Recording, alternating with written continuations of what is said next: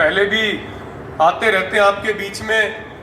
मैं एक जोर का मैं जयकारा लगवाना चाहता हूं, बोले सोनिहाल। बहुत बहुत मेहरबानी। ज्यादा लंबी चौड़ी तकरीर में ना जाते हुए, जैसे मेरे से पूर्व वक्ता ने कहा कि हिंदी कम आती है, मेरा ऐसा सौभाग्य रहा है कि जितने आंदोलन में हरियाणा, पंजाब, उत्तर प्रदेश और राजस्थान हैं, उन्हीं में मुझे खेलते थे तो पढ़ने का सौभाग्य मिला। और ऐसी बात नहीं है कि हम पंजाबी नहीं समझते, बेहतरीन तरीके से समझते हैं। पंजाबी कम आती है तो आप लोगों की भावनाओं को समझते हैं। जब दाता सिंह वाड़ा बॉर्डर से आप लोग चले, इधर अम्बाड़ा बॉर्डर से आप लोगों ने हरियाणा में एंट्री की, जब खट्टर और दुष्यंत की जालिम पुलिस ने बंदूकें लेके और पानी की बौछारें लेके उस कड़कती ठंड में आपको भिगोने की चेष्टा की, जब इस नाखून को उखाड़ा जाएगा तो दर्द दिल में होता है। वो ऐसा ही रिश्ता है हरियाणा और पंजाब का जैसे इस शरीर का और इस दिल का है। तो सरकार इस मुगालते में ना रहे कि वो पंजाब के लोगों का दमन कर देगी। पंजाब के लोग कोई मजहब की लड़ाई नहीं लड़ रहे, पंजाब के लोग किसी सीमा की लड़ाई नहीं लड़ रहे। पंजाब के लोगों ने आगाज किया था नस्ल और फसल बचाने के लिए। मेरा सौभाग्य है कि मैं कल ही दक्षिण भारत के कुछ प्रदेशों से होकर आया हूं और वहां के सुदूर दक्षिण समुद्री तट पे भी चाहे कोई मछली पालन करता हो, उन लोगों की भावनाएं आप लोगों के साथ हैं। पूरे हिंदुस्तान का किसान इससे बड़ा तीर्थ सिंगू बॉर्डर से और टिकरी बॉर्डर से गाजीपुर, जितने हमारे बॉर्डर लगे हैं, उनसे कम तीर्थ स्थान नहीं मानता।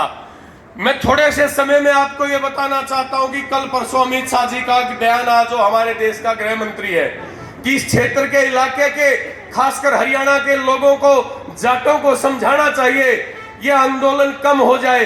28 तारीख को जो घटना घटी थी, मैं अपनी खाप का राष्ट्रीय प्रवक्ता होने के नाते हमारे दिल्ली देहात में गांव थे, हम उन लोगों के पास गए।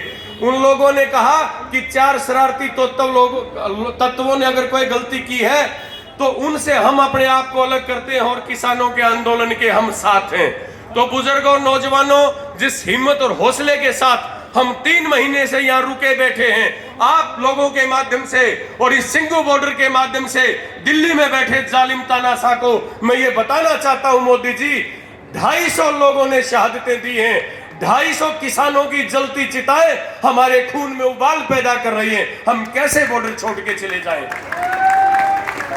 उनकी आत्माएं हमको क्या कहेंगी? मोदी ने एक चश्मा लगा लिया महात्मा गांधी का उठा के, आपने देखा होगा, जिसपे लिखा है एक गिलास पे स्वच्छ, एक पे भारत। मोदी जी जो पैशन थे उसको, गांधी जी जो पैशन थे उसको मोदी ने फैशन बना दिया। और मैं मोदी जी को आप लोगों के माध्यम से संदेश देना चाहता हूं, अमित शाह जी को यह संदेश देना चाहता हूं, मोदी जी गांधी का चश्मा लगा के देखिए, अडानी और अंबानी का चश्मा हटा दीजिए। अगर गांधी का चश्मा आप लगा के देखोगे, ये सामने बैठे तुम्हें खालिस्तानी दिखाई नहीं देंगे, इनमें से कोई गुरु तेग बहादुर का पुत्र दिखाई देगा। ये सामने पगड़ी वाले हमारे किसान बैठे हैं, उनमें कोई चौधरी छोटू राम का वंशज दिखाई देगा। मैंने गुलाम सुने थे, इतिहास में पढ़े थे, मैंने बुजुर्ग और नौजवानों गुलामों को देखा नहीं। अगर गुलाम होंगे तो मेरा ऐसा मानना है कि वो अमित शाह और मोदी जी जैसे होंगे जो मुजरा करते हैं अडानी और अंबानी के दरबार में चंद सिक्कों की खनक पे। आप और हम इसी हिम्मत और हौसले के साथ डटे रहेंगे। सत्ता को बनाना जानते हैं, सत्ता को उखाड़ के फेंकना भी जानते हैं।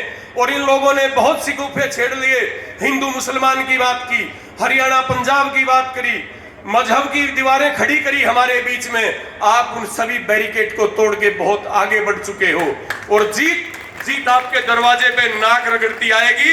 ये नोट कर लेना, आप ये लिख लेना। आज वो कह रहे हैं कि किसान खाली चले गए, आज इस मंच से लेके 10 किलोमीटर तक किसानों के जत्थे आज भी वहां पे बैठे हैं। इस कड़कती गर्मी में जिस तरीके से हमने देखा, जो लोग हमारे किसान आंदोलन में जो कभी एसी से बाहर नहीं निकले थे, वो 40 डिग्री 38 डिग्री टेम्परेचर में किसानों के साथ बैठे, तो आपको हरा कौन सी ताकत सकती है? आपकी जीत निश्चित होगी।